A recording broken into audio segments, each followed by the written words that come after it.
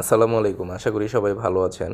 আজকে আপনাদের সাথে একটা গুরুত্বপূর্ণ বিষয় আলোচনা করব। সেটা হচ্ছে সৌদিতে আসার জন্য আপনি টাকা পয়সা কোথায় কিভাবে লেনদেন করবেন। হ্যাঁ, আপনার পরিচিত লোক, আত্মীয়, মামা, চাচা, খালু, ফুফা যেই হোক না কেন আপনি তাদেরকে সোজা করে একটা কথা বলে দিবেন যে আমি টাকা পয়সা কোনো কিছু হাতে দিব না এবং আমি এই টাকাগুলো সব এজেন্সির মাধ্যমে আপনার কাছে দিব।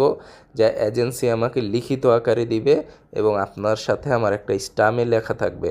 যদি কোনো ধরনের কোনো সমস্যা হয়, হ্যাঁ কোনো সমস্যা হয়, তাহলে আপনি আইনের ব্যবস্থা নিতে পারবেন এবং এই আইনের ব্যবস্থার জন্য আপনার ট্রাভেলসের বা একটা একটা বৈধ কাগজ থাকা আপনার কাছে অত্যন্ত জরুরি এবং প্রয়োজনীয়।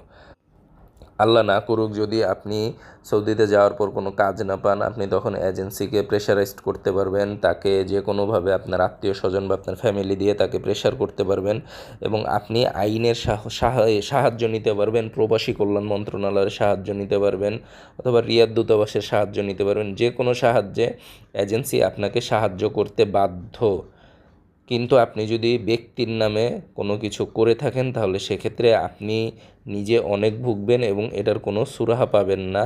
এটা হচ্ছে একদম বাস্তবধর্মী একটা কথা, কিন্তু অনেকেই আমরা এটা জানি না, আত্মীয় স্বজন ভেবে তার হাতে টাকা তুলে দিয়ে এটা